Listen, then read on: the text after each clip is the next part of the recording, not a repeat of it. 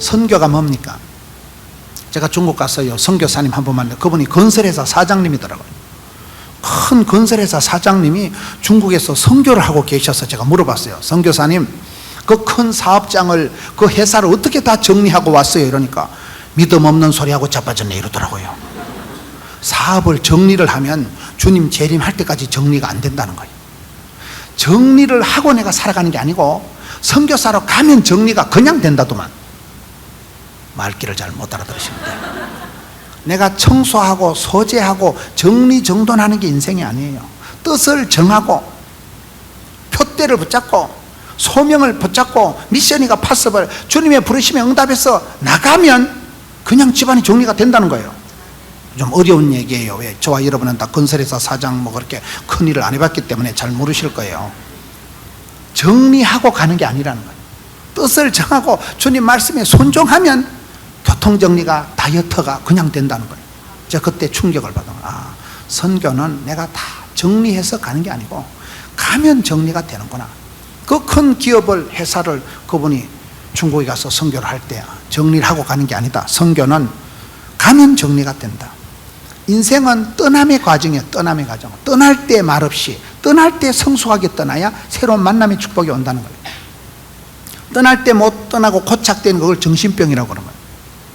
헛심을 쓰는 거예요. 헛심을 쓰는 거예요.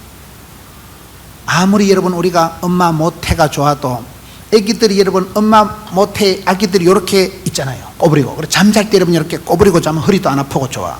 단지 새벽 기도할 때 머리가 좀 찡 늘려서 그렇지.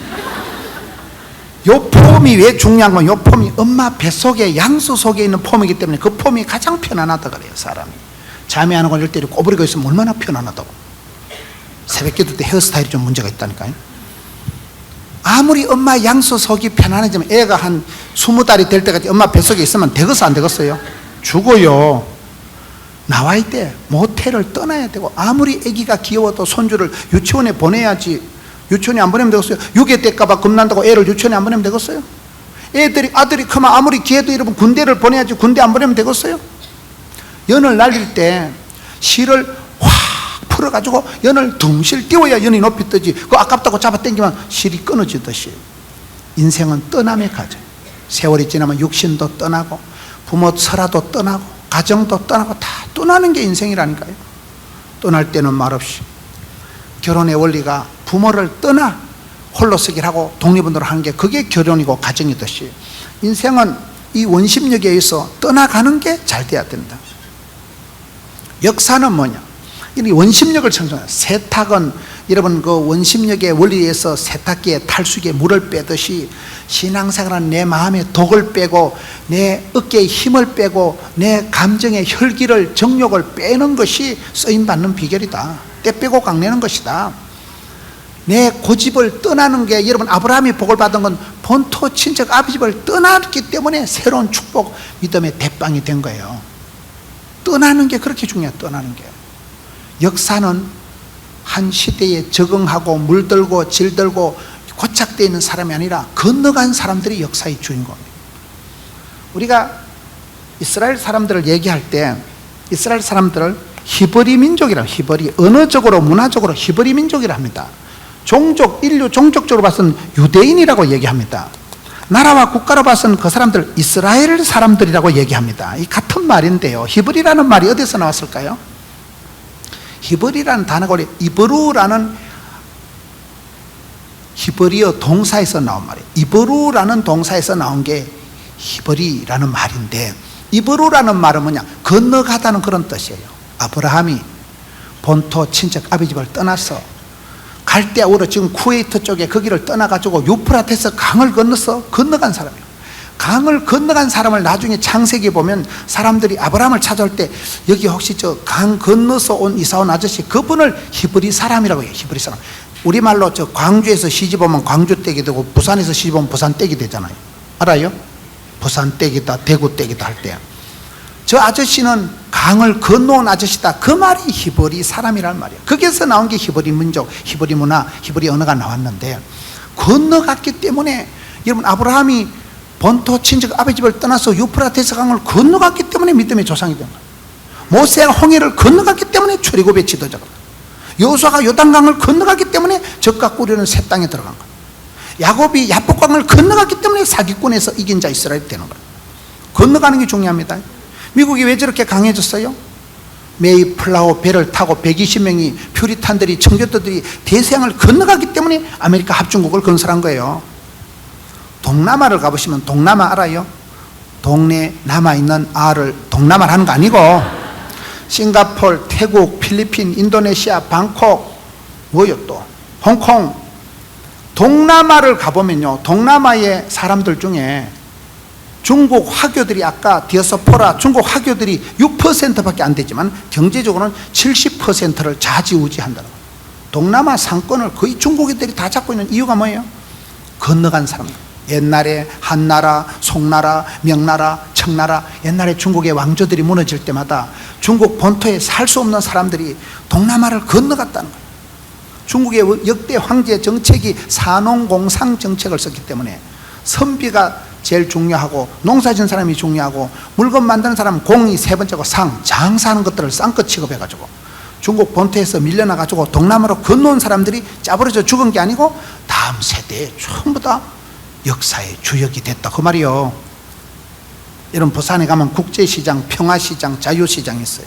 부산의 국제시장에 돈줄을 꽉 잡고 있는 사람들이 부산 토백일까요? 이북에서 피난온 분들일까요?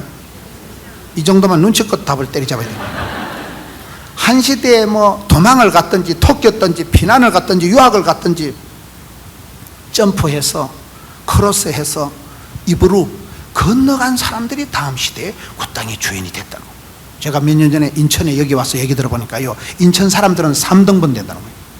이북에서 피난 온 분들이 인천에 3분의 1이 계시고요, 저 전라도에서 올라온 분들이 3분의 1이 있고요, 충청도에서 건너온 분들이 3분의 1이 있다더라고요. 거의 그렇다더라고요. 맞아요? 거의 그렇대. 이 인천의 인구 분포가. 그때는 여러분 가발 공장에 갔든지, 그때는 추석 때 언니 따라갔든지, 이사를 갔든지 유학을 갔든지 돈 벌러 갔든지 도망을 갔든지 한 시대에 건너간 사람들이 다음 시대 그 땅의 주역이 된다는, 그게 역사의 원리예요. 여러분, 우리가 우물 안에 깨구리가 되지 말고 우물 밖에 깨구리가 돼요. 주님께서 너희는 가서 제자 삼으라.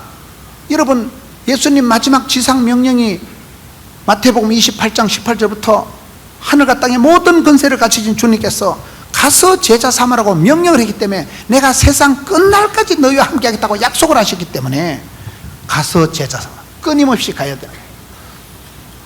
창세기 1장 28절에 마지막 하나님의 문화 명령이 뭐예요?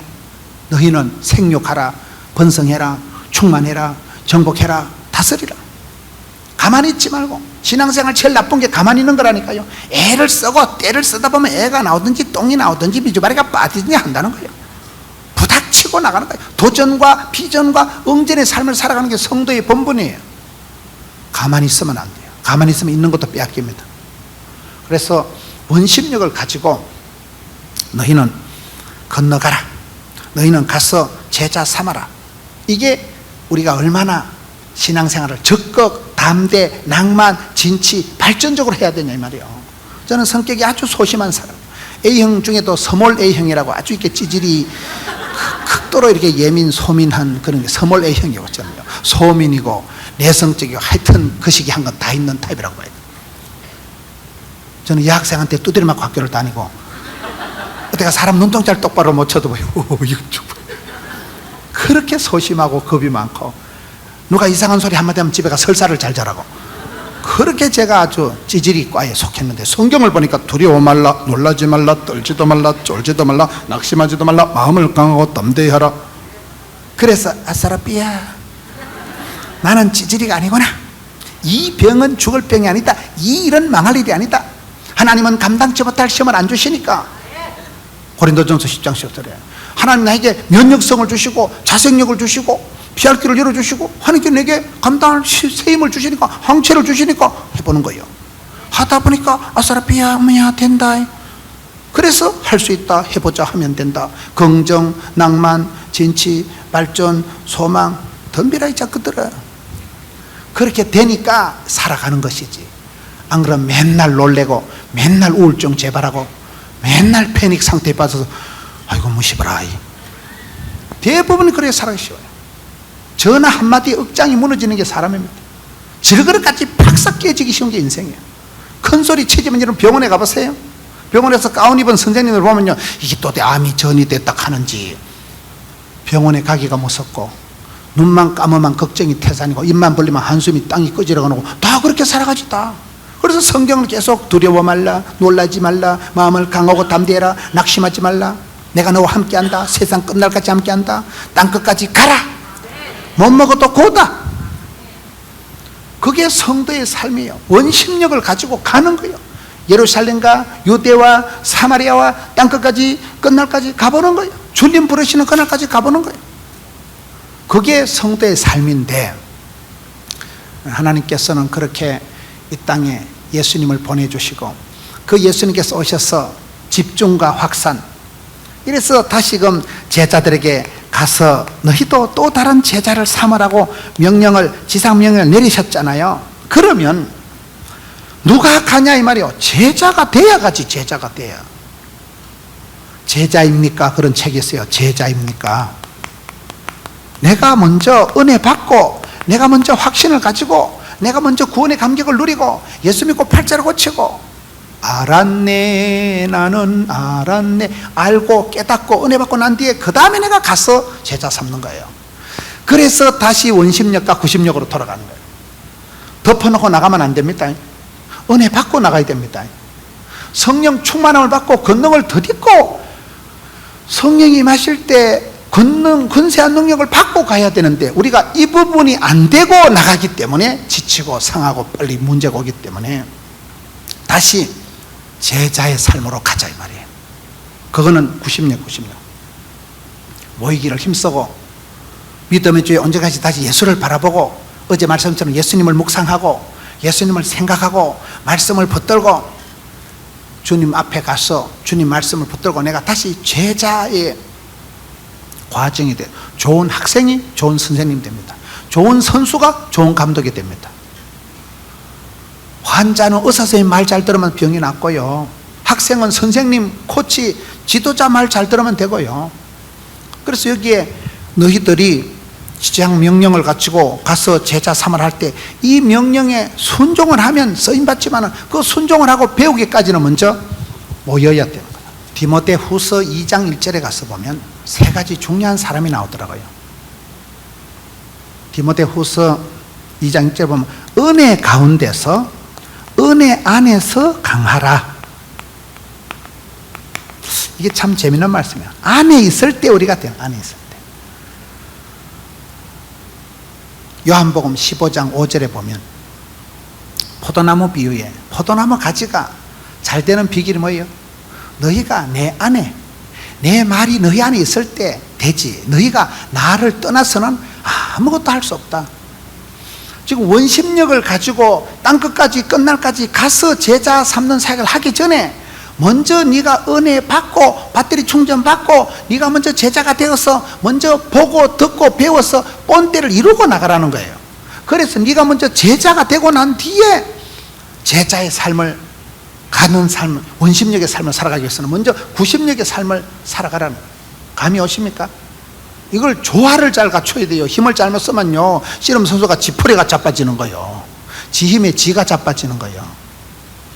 은혜 안에서 강하라는 게 뭐냐? 우리는 그리스도 안에 있을 때 거기서 공급이 되고, 주 안에 있는 나에게 딴 근심이 있으랴 없지. 누가복음, 요한복음 15장 5절에 보면 너희들이 나를 떠나서는 아무것도 할 수 없다, 이런 말씀이 나오고, 누가복음 15장에 가서 보면요, 하나님을 떠나서 실패한 것들이 세 가지가 나와요. 떠나면 안 되는 게 세 가지가 나와요. 아까는 떠나는 게 인생의 과정이라고 했어요. 떠날 때 성숙하게, 떠날 때 잘 떠나야 새로운 만남의 축복을 받는다고 했는데, 지금 여기 와서는 구심력이란 뭐예요? 구심력은, 원심력은 멀리 퍼져나가는 게 원심력이지만, 구심력은 기둥에다가 짝대기에다 줄을 매서 잡아 돌리면 이게 팽팽하게 선이 이어지면서 이 선이 끊어지면 핑 날아가잖아요. 선이 붙어 있어야 줄을 잡아 돌릴 때 물건이 저 줄 끝에서 팽팽하게 선을 유지하면서 돌아갔듯이, 그럴 때는 이게 계속 중심을 향해서 힘이 쏠린다는 거예요. 중심을. 그게 구심력이에요. 구심력. 누가복음 15장에는 잃어버린 양이 있어요. 99마리 양 중에 한 마리. 100마리 중에 99마리는 남고 한 마리는 잃어버렸잖아요. 그 다음에 10드라카 중에 잃어버린 한 동전. 그 다음에 2 아들 중에 잃어버린 탕자. 탕자가 뭐가 문제예요? 탕자가 아버지 곁을 떠난 게 문제예요. 떠난 게요. 탕자는 나도 이제 나이도 됐고 독립을 하자, 내가 더 이상 아버지 밑에서 시다발이 하지 말고 이제 내가 홀로 서기를 하자, 재산 챙겨서 먼 곳으로 떠난 아들이 탕자잖아요. 둘째 아들 탕자. 망했게요, 흥했게요? 너희가 나를 떠나서는 아무것도 할 수 없다는 게 이게 원리라니까요. 포도나무 가지는 줄기에 붙어 있어야 돼요. 포도나무 가지가 줄기에 붙어 있어야 밑에서 오리지널 소스, 밑뿌리에서부터 원기가, 자양분이, 산소가, 모든 게 영양소가 올라오지요. 가지가 떨어지면 밖에서 말라지고 사람들이 밟아서 그저 불 쏘시기밖에 안 되는 거예요. 포도나무 가지는 안에서 붙어 있어야지, 떨어지면 안 돼. 안에 붙어 있어야 되는 게 포도나무 가지의 축복이라면, 누가복음 15장에는 양떼를 떠나서, 양떼를 떠나면 그 사람은 보호를 못 받는 거예요. 여러분, 우리가 동물의 세계를 보면 얼룩말이, 누가, 사슴떼가 막 달려갈 때 사자나 이 늑대 같은 것들이 공격할 때 누구를 공격해요? 하여튼 떨어진 놈, 혼자 따로 국밥이, 혼자 지잘난 차는 것들이, 떨어진 것들, 약한 것들, 아픈 것들, 부상당한 것들을 공격을 합니다. 그래서 우리가 아프면 안 돼요. 아파서 죽지 말라니까요. 아파서 죽기만 하면 죽여버린다니까요. 내가 힘이 없기 때문에, 내가 저항력이 떨어지기 때문에, 면역성이 떨어지기 때문에 감기에 걸리고 암이 생기는 거예요. 그래서 내가 썬파워, 항상 기뻐, 범사에 감사, 쉬지 말고 기도가 안 되면 마귀가 틈을 타는 거야. 틈을. 그 악성 바이러스가 귀신같이 들어와가지고 내 약한 걸 마귀가 더 잘 알아요. 내가 조금만 방심을 하면, 내가 조금만 기도의 끈을 늦추면 귀신같이 들어와가지고 안방으로 쏙 들어와가지고 내 몸에 병을 만들고 암을 만들고 관계에 암적인 존재가 생긴다, 이 말이에요. 그래서 우리가 원심력을 가지고 생육하고 번성하고 충만하고 정복하고 다스리고 예루살렘과 유다와 서는 딴 것까지 뻗어가는 것도 중요하지만은 내실을 깨야 되는 거예요. 중심을 딱 잡아야 돼. 중심을요. 원심력은 뻗어나가지만 구심력은 중심을 향하는 거예요. 여러분, 렌즈를 가지고 햇볕을 모으면 신문지에 불이 붙어야 안 붙어요? 그게 구심력이에요. 빛을 모으면 렌즈를 통해서 신문지에 불이 확 붙어버리는 거예요. 집중할 때가 힘 있는 집중할 때예요. 우리가 가서 제자 삼고 땅끝까지 열방까지 우리가 뻗어나가는 그런 것도 필요하지만은 내가 집중을 할 수 있다. 뿌리를 잘 보관해야 돼요. 여러분, 성경에 보면 내탕고를 다 보여주고 다 뺏긴 왕이 있어요. 바벨론에게 내탕고를 다 내탕고는 보여주는 게 아니에요. 나무가 뿌리는 땅 아래에 있어야지, 뿌리가 햇볕을 보면 그 나무가 죽습니다. 빙산의 일각이라는 거예요. 10분지 9는 얼음 10분지 9는요 물 아래에 있어야 되는 거예요. 그게 뒤집어지면 안 돼요. 그게 우리의 삶이 그렇다는 거예요. 중심을 잡아. 중심, 하나님 중심, 성경 중심, 교회 중심, 중심을 딱 잡아야지. 하나님 중심이 아니기 때문에, 어제 말씀드린 범사에 하나님을 인정하지 않기 때문에 하나님을 경외하는 마음이 사라지고 하나님 중심이 떠나면 이거는 헷갈리제이션이 오고, 탕돌이가 아버지를 떠나면서 방탕이 시작된 것처럼 너희가 나를 떠나서는 아무것도 할 수 없다. 붙어 있어야 돼요. 하나님께 가까이 함이 내게 복이라. 시편 73편 말씀. 하나님을 가까이 하는 게 내게 복이고 그게 피난처라는 거예요. 피난처 있으니 혼란을 당한 자 이리 오라. 성경에 마태복음 11장 28절에 수고하고 무거운 짐진 것들아 다 내게로 온나 내가 너희를 쉬게 하리라. 그렇게 우리를 초청하고 우리에게 평강을, 안식을 주시는 분은 예수님밖에 없는 거예요. 주님이 초청하는 주. 오라는 거, 오라는 거. 수고하고 무거운 잠들어 오거라. 주님 앞에 와서 그곳에서만 내가 주인 삼은 모든 건 내려놓고, 내가 사랑했던 모든 건 내려놓고 할 때 내려놓음의 자유, 포기의 축복, 새털처럼 편하죠. 부담도 없고 수고하고 짐진 거 다 내려놨습니다. 그렇게 우리를 오라고 할 수 있는 분은 주님밖에 없는 거예요. 우리가 수고하고 무거운 짐진을 잘수록 주님 품으로 파고 들어가야 되는 이유가 거기 있는 거예요. 주님이 오라 할 때 그걸 가야 되는 거예요. 거기서 구심력이 생기는 구심력이에요. 그게 인생은 여러분 중심을 딱 잡고 그 끈을 잡아 돌릴 때 끈이 팽팽하게 긴장이 되어 있어야 되는 거예요.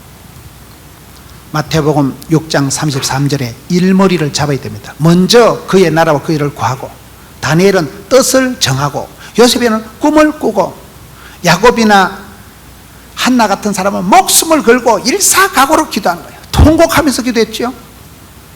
야곱 보세요. 하나님 복을 안 주려면 확 밟아 죽여라. 나가 오늘 복을 받아야 쓰겠다. 다리가 부서지든지 마든지 날이 새든지 마든지 일사각오로 기어이 복을 받겠다고 간청하고 부러짓고 눈물로 목숨을 걸고, 그런 기도를 통하여서 여러분 떠나지 않고 붙들고 있고 은혜 안에 있을 때 여기에서 강하다. 은혜 안에 강한 사람이 디모데후서 2장에 보면 세 사람이 나와요. 누굴까요? 첫째는 군사, 둘째는 선수, 셋째는 농부. 이 세 사람의 특징은 다 반복적인 훈련을 많이 해야 된다는 거예요. 군인은요, 군대 가면 엄청 훈련을 많이 합니다. 논산훈련소 가면 계속 훈련을 해요. 훈련 때 땀 한 방울은 전쟁 때 피 한 방울 같으니까. 운동 선수들 운동 연습 말도만하게 합니다. 저희 교회는 프로 야구 선수들 보면요, 동계 훈련, 하계 훈련, 경기가 끝나고요 마무리 훈련이 또 있더라고요. 어떨 때는 꼴등한 주제에 내 같으면 집에 가 자빠져 자지. 꼴등을 해도요 마무리 훈련을 해야 그 다음 시즌에 몸이 만들어진다는 거예요. 훈련을 소홀히 하면요 그 다음 시즌에 꼭 부상을 당한대요. 운동선수는, 프로 선수는 부상당하면 안 됩니다. 내가 손가락을 부러뜨렸다, 내가 다리가 접질러졌다, 부상당하면요 내년에 연봉할 때 내 봉급이 확 깎여. 그리고 팀에도 여러분 롯데 4번 타자 이대호가 부상을 당하면 되겠어 안 되겠어? 안 돼요. 그러면 롯데 전력이 휘청하는 거예요. 절대로 아프면 안 돼요. 부상이 왜 당합니까? 여러분 내가 컨디션 조절을 잘못하면 밤새도록 TV나 보고 눈깔이 빨개가지고 마누라하고 사랑과 전쟁 저까지 동침을 하고 난 뒤에 잠을 안 자고 아침에 일어나면요 컨디션이 흔들리는 거예요. 내 마음이 출렁 벌컥 왈칵한 상태로 컨디션이 애매모호하게 되고, 일본 말로 아리까리하고 독일 말로 애매모호하고 프랑스 말로 알쏭달쏭하게 돼가지고, 그래가지고 길을 가면요 늘 댕기는 문지방을 지가 걷어차고 아이고 야 이거 늘 댕기는 계단이 지가 꼬부라집니다. 여러분 내가 컨디션이 안 좋으면 내 몸이 내 마음하고 따로 노는 거예요. 그렇잖아요. 내가 늘 댕기던 계단이 꼬부러진다니까요. 그래서 부상당한 선수들의 책임은 지 책임이라. 프로는 부상을 당하면 안 되는 거예요. 프로니까. 아마추어처럼 버벅거리면 안 됩니다. 프로는 자기를 관리하는 게 프로예요. 프로는 자기 관리를 잘해야 됩니다. 오늘 힘에 대한 점 얘기를, 힘에 대한. 구심력과 원심력을 조화롭게 힘의 균형을 잘 갖춰야 되는데, 원동연 박사님이 얘기하는 실력 있는 사람의 5가지 힘이 있더라고요. 오력, 첫째는 뭐냐? 심력, 마음의 힘이 있다는 거예요. 마음 먹은 대로 됩니다, 사람은. 물어지킬 만큼도 마음에서부터 우울증이 시작되고, 마음에서부터 담대함이 나고, 마음에서부터 용기가 나오는 거예요. 마음에서부터 모든 게 사람의 마음의 각도가, 마음의 긴장, 마음이 팽팽하고 마음의 끈을 당겨야 돼요. 끈도 5가지 있어요. 매끈, 화끈, 따끈, 불끈, 찔끈이라고 있어요. 이왕 하는 거 화끈하게 잘하지. 이왕 하는 거 어두운 일은, 안 좋은 일은 눈을 질끈 감고 매끈하게 스마트하게 엣지 있게 하지 뭐. 여러분 마음 먹게 나는, 성공하는 사람들은 한결같이 보면요 굉장한 긍정 마인드, 자신감이 넘치는 거예요. 나중에 살펴보겠지만은 성공하는 사람의 특징은요 철저히 긍정 마인드입니다. 늘 웃어요. 당당해요. 뜰 것 없고 쩔 것 없고, 얼굴이 밝고 뽀사시하고 동안형이 장수한다고. 얼굴이 편안하다는 것은 심보가, 마음이 좋으니까, 마음이 고와야 얼굴이 곱지. 얼 빠지놈할 때 얼, 꼴값한데 꼴, 얼이 꼴을 이런 걸 얼굴이라고 하는 거예요. 마음이 상쾌하고 마음이 명랑한 사람은 얼굴에도 반드시 포가 나요. 샤방하고 스마트하고 엣지 있게 되지. 얼굴이 거시기한 사람들은 심보가 거시기하다고 봐야 되는 거예요. 얼굴을 40살이 지나면 지 얼굴에 지가 책임을 져야지. 지 얼굴을 지가 성형하는 거예요. 보면요, 신부가 더러운 건요, 속일 수가 없어. 얼굴을 보면 도끼가 잘잘 흐르고. 원동영 박사가 얘기하는 5가지 힘이, 첫째는 심력, 마음의 힘. 마음을 여러분 상쾌, 유쾌, 통쾌, 밝게, 긍정, 낭만, 진취 쪽으로 스스로 마음을 먹어야 돼. 스스로 마음 먹기 나름이랄까요? 마음에 길가밭, 돌짝밭, 가시밭처럼 엉뚱한 놈이 밟고 지나가고 쓴뿌리를 신고 돌짝밭같이 마음이 강팍 굳어지면 죽습니다. 마음에 동맥경화가 오고 마음에 간경화 오면 안 돼요. 강팍 고집불통이 되면 죽습니다. 두 번째, 지력. 지력이 뭐요? 지혜가 있어야 돼. 지혜. 순간의 판단이 10년을 자는데요. 야고보서 1장 5절에 너희 중에 누구든지 지혜가 부족하거든 후히 주시고 꾸짖지도 않은 하나님께 구하라. 그리하면 주시리라. 복 있는 사람은 악인의 꾀를 안 쫓고 지혜인의 길에 안 서고 오만한 자리 망할 놈은 자리 가지도 쓰지도 않고, 복 있는 생각을 하고 복 있는 사람 옆에 있으니까 콩고물이 떨어지고, 망할 놈은 멋진 생각하고 멋진 놈 옆에서 벼락 맞고 치워버리는 거예요. 친구 따라 강남 가는 거예요. 여러분, 지혜가 있어야 돼요. 지혜가 뭐예요? 공부를 해서 배우는 건 지식이고, 기도할 때 하나님이 성령으로 기름 부어주실 때 오직 성령이 마시면 권능을, 성령의 권능이 분별력이에요. 성령이 마시면 영안이 열리고 보이지요. 세 번째, 원동년 박사에는 실력이라는 거, 체력. 심력, 지력, 체력. 체력이 뭐예요? 체력이 국력이지. 몸이 튼튼하면 마음도 튼튼합니다. 내가 몸이 아프면 우울증도 같이 옵니다. 그래서 우리가 성령의 전인 몸을 잘 관리해야 돼요. 오정현 목사님 아버지 오상진 목사님이 저희 교회 앞에 살아요. 그래서 얼마 전에 점심을 함께 사드리고 말씀을 들으니까 좀 그날 오실 때 성정 관리한다고 좀 늦게 오셨더라고요. 성정 관리를 은퇴하신 목사님 어찌 하냐 보니까 자기 몸을 관리하신다는 거예요. 성령이 가신 전이다. 성정 관리를 한다면서 얼마나 책을 저한테 하나 주시더라고요. 건강의 비결, 이런 책을 주시는데요, 이 할아버지가 엄청 연구를 많이 하셔. 여러분, 내 몸을 내가 잘 관리해야 됩니다. 몸이 아프면 은혜도 안 되고, 몸이 아프면 예배당에도 못 오고, 몸이 아픈데 앉아있어 보세요. 골이 어질어질한데 은혜가 되겠어요? 아이고, 언제만 치거네. 주의 말씀은 진리가 아니고 진리인다. 은혜가 안 된다니까요. 몸이 컨디션이 나쁘면 히어링이 리스닝이 안 되는 거예요. 그래서 심력, 지력, 체력. 네 번째는 뭐냐? 자기 통제 능력이 있어야 된다는 거예요. 자기 통제. 이걸 성경에는 디모데후서 1장 7절에는 절제를 해야 돼. 절제를. 근신하는 마음이 있습니다. 삼손이 힘이 셌지만 망했습니다. 솔로몬 여디디야 사랑받던 자였지만 망했습니다. 왜요? 하나님이 우리에게 근신하는 마음을 주시는데 내가 셀프 컨트롤, 절제를 못하면 힘이 셀수록 그건 사고가 커지는 거예요. 그것도 중요한 실력이에요. 자기를 컨트롤할 수 있고 절제할 수 있는 이게 실력이고, 다섯 번째는 인간관계 능력이라는 거예요. 모든 건 관계입니다. 관계 행복이고 관계 전도고. 조연산 목사님 책을 보세요. 모든 건 관계성이에요. 네트워킹이 잘 돼야 돼요. 원동년 박사는 그런 5가지 힘, 심력, 지력, 체력, 자기 통제 능력, 인간관계 능력을 하는데요, 강영우 박사님이라고 들어보셨어요? 강영우 박사님은 또 7가지 원동력을 얘기하더라고요. 사람이 7가지 원동력을 갖추면 인재는 길러지고 명문 가정은 만들어진다, 이러면서 참 그분이 귀한 강의를 많이 하시는 분인데요, 강영우 박사님의 7가지 원동력은 첫째가 뭘까요? 첫째는 자신감, 둘째는 선명한 비전, 셋째는 검증하는 마음. 자신감, 둘째는 선명한 리얼한 비전, 세 번째는 긍정적인 마음, 긍정적인 마인드, 네 번째는 원동년 박사가 얘기하는 7가지 원동력은 컴패션. 컴패션이 뭐예요?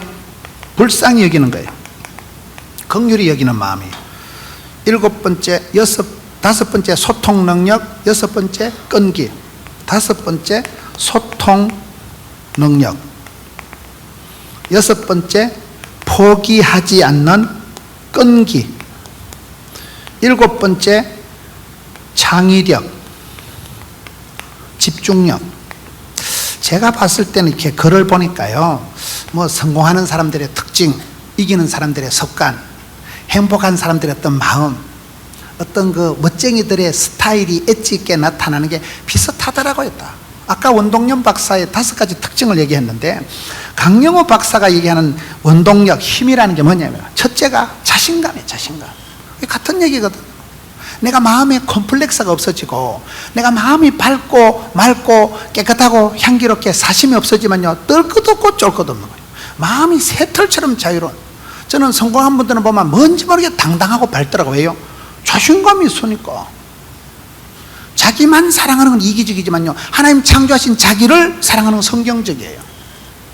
창세기 22장에 보세요. 하나님을 사랑하라, 이웃을 사랑하라. 이거의 율법과 선지자의 강령이지만 그 중간에 네 몸과 같이, 네 자신과 같이, 그게 굉장히 중요해요.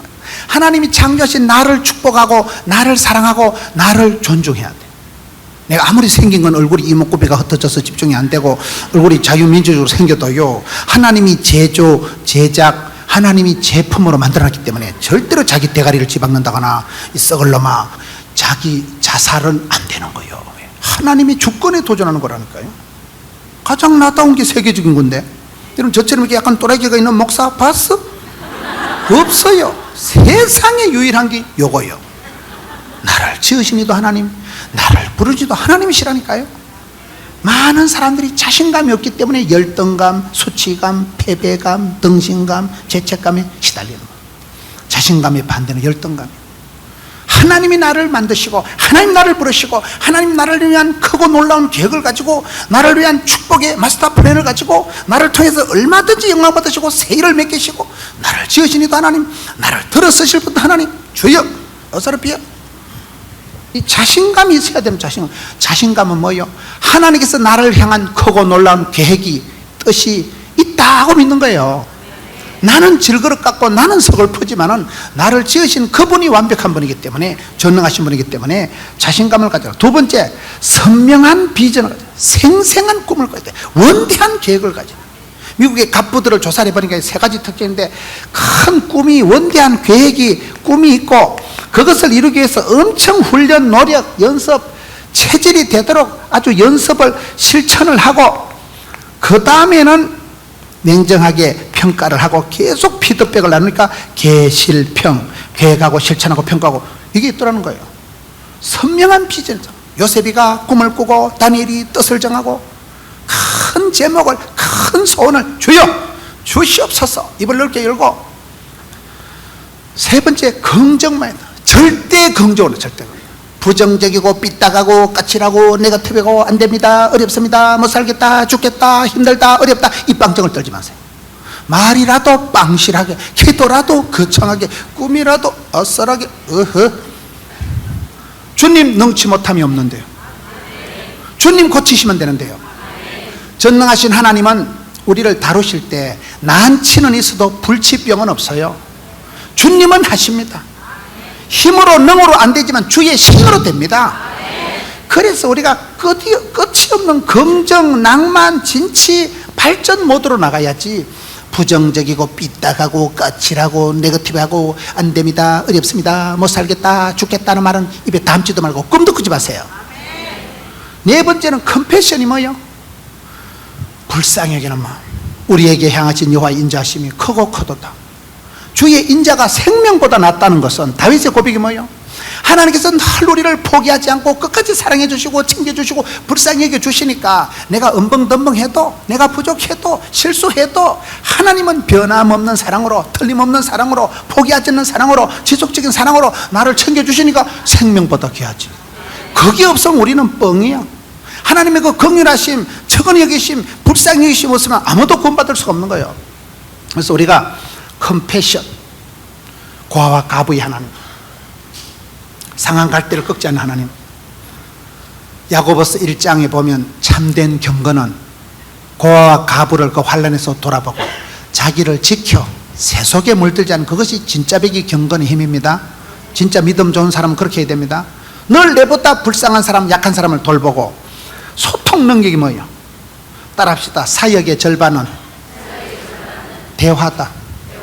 행복한 가정은 하루에 30분 이상 대화가 있다는 거예요.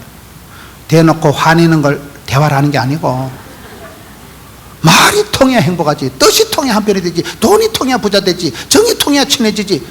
통해야 되느니라. 불통하면 불행하다. 미인대칭이라고 들어보셨어요? 얼굴에는 미소가, 만나면 인사가, 인사 속에는 대화가, 대화 속에는 칭찬을 미인대칭이라 하는 거예요. 미인은 김태희처럼 얼굴이 반듯하게 생긴 여자를 말하는 게 아니고 미인대칭이 돼야 되죠. 오늘 말이 안 통하고 대화가 안 되는 게 이 시대의 문제입니다. 부부지간에도 말이 안 통하고 내 몸에서는 내 딸도 내 아들도 내 말을 못 알아듣는다. 사역의 절반은 대화입니다. 교회 여러분 담임 목사님이 강고를 하시거나 설교를 해서 그걸 말귀를 알아들으려고 했다. 성령이 교회들에게 하시는 말씀을 귀 있는 자는 들을지어다. 주일날 말씀에 집중을 해서 반드시 본문에라도 은혜를 받아야 돼요. 왜 오늘 저 본문을 가지고 말씀을 하실까? 이 시대에 성령님이 내게 주시는 말씀, 내게 필요한 말씀, 그 말씀을 내가 들을지어다. 이게 문제라니까요. 소통이 안 되면 아무것도, 불통하면 불행한 거예요. 오늘 이 시대가 군중 속의 고독이요 홍수 때 마실 물이 없는 식으로 대화가 안 되는 거예요. 마음이 통하고 뜻이 통하고 이심전심인 사람이 없기 때문에 고독한 거예요. 소통 능력이 실력입니다. 그 다음에 포기하지 않고 끝까지 가는 끈기가 중요해요. 끈기가. 요즘 젊은 사람들이 가장 부러운 게 끈기라는 거예요. 참아야 되는데 홧김에 울컥 벌컥 왈칵하고 쏟아치워버리는 거예요. 홧김에 사표내버리는 거예요. 안 됩니다. 강한 자가 살아남는 게 아니고 살아남은 자가 강하다. 살아남은 게 강하고 참는 자가 참는 자가 참아야 돼. 오래 참으라고 했죠. 성경은 끝까지 견디는 자가 구원을 한다 했어요. 죽도록 충성해야 생명의 멸관을 받는다고 했는데 참고 또 참고 포기하지 않고 끈기. 그 다음에 창의력, 집중력. 창의력이 뭐예요? 창의력은 벤처 정신입니다. 벤처 정신이라고 할 때 이 벤처 정신은 도전 의식, 모험 정신, 창의 정신, 창의성, 이걸 다 합친 걸 벤처 정신. 도전과 비전과 응전과 발상을, 착상을, 구상을, 상상의 나래를 펼치고 주여 하나님 주실 복이 뭘까요? 꿈을 꾸고 뜻을 정하고 가보는 거예요.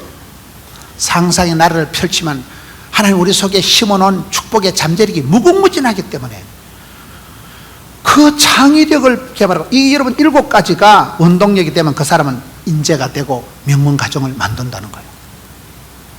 제가 생각할 때 행복한 사람, 성공하는 사람은 3가지 정세가 있는데, 첫째는 뭐라고요? 갈정, 둘째는 긍정, 셋째는 열정. 갈정, 타는 목마름으로 사슴이가 시냇물을 찾아 끌떡거리듯이, 긍정, 한없이 믿음대로 꿈꾼 대로 심은 대로 뿌린 대로 되니까, 열정, 성령이 마시면 불의 혀같이 마시고, 성령은 바람처럼 성령이 마시면 배에서 생수의 강이 나온다기 때문에 성령이 임할 때, 성령 충만할 때 가슴에 불꽃이 일어나서 은사를 부릴 듯하게 하시는데, 기쁨이가 샘솟듯 터져오르는데, 그러면 됩니다. 그 사람은 지치지도 않고 피곤하지도 않고 포기하지 않는 거예요. 이수만 씨가 회장이 얘기하는 그 3가지는 뭐라고요? 남다른 관심을 가지고 집중하고 그리고 열정을 가지고 있으면 한류가 되고 멋진 사역을 감당할 수 있다는 거예요. 비슷한 거 얘기를 들어보면, 미국에 115세를 사신 장수하신 어른이 장수의 비결 5가지가 있는데, 첫째, 변화를 사랑해라. 둘째, 하루 3끼만 먹어라. 하루 2끼만 먹어라. 셋째, 할 수 있으면 오래 직업을 가져라. 넷째, 남을 도와주라. 다섯째, 죽음을 두려워하지 말라. 저는 이게 똑같다고 보는 거예요, 내용이.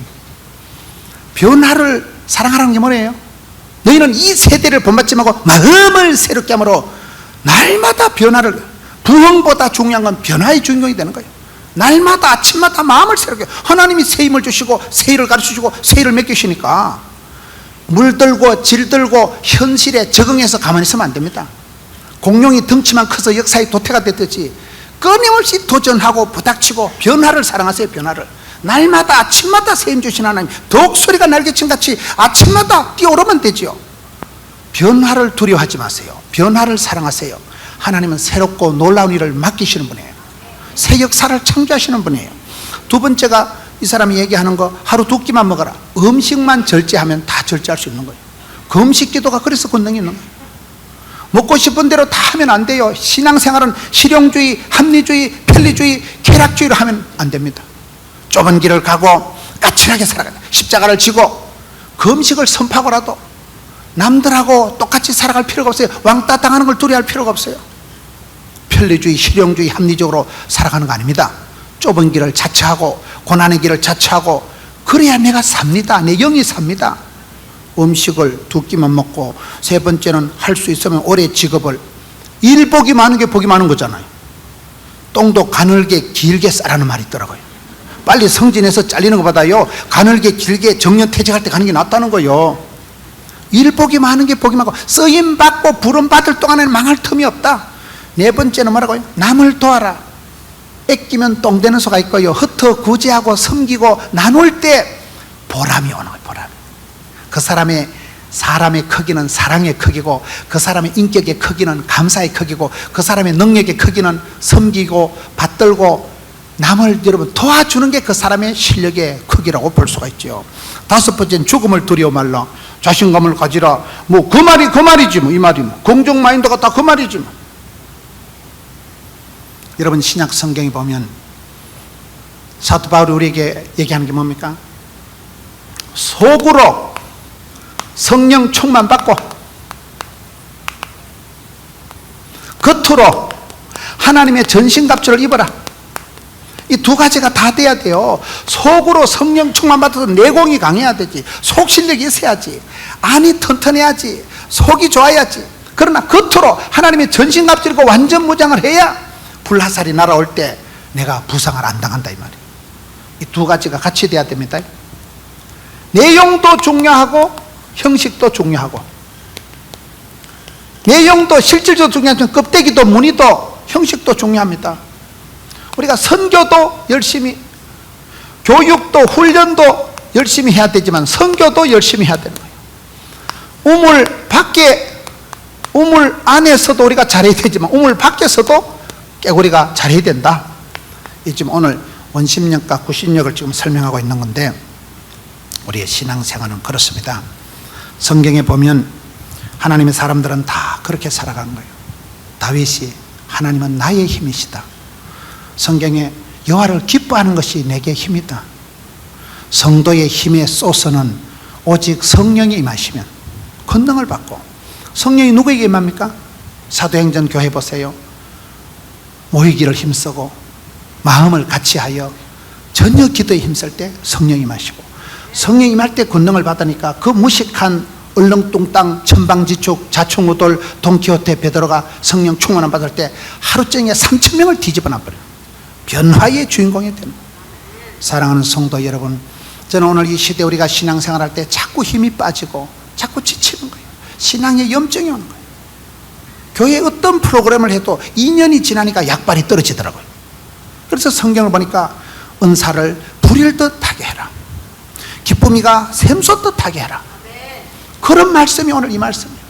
말라빠진 에스겔 골짜기의 뼈다귀에 성령의 바람이 불어오니까 생기발랄 위풍당당 하나님의 큰 군대를 만들듯이 이 시대에 끄다놓은 보리자루같이 그런 형식만, 껍데기만, 무늬만 크리스찬이 아니라 속으로 성령 충만, 겉으로 하나님 전신 값져서 원심력과 구심력을 갖추고 모여서 은혜 받고 훈련 받고 반복적인 훈련을 통해서 막강한 군사가 되고 프로페셔널한 선수가 되고, 여러분 성실한 일꾼이 프로가 되어서 농부가 되어서 주의 일에 힘쓰다 보면 하나님께서 여러분 영혼이 잘된 같이 범사가 잘되게 하고, 속으로 평강을 주시고 겉으로 은혜를 베풀어 주셔서 여러분 겉으로는 전신갑주를 취하고 속으로는 성령 충만 받아서 내공은 내공이고 형식은 형식이고 어디 가든지 쓰임받고 마귀를 대적하고 사명을, 사역을, 사랑을 감당하는 여러분 되시기를 축원합니다.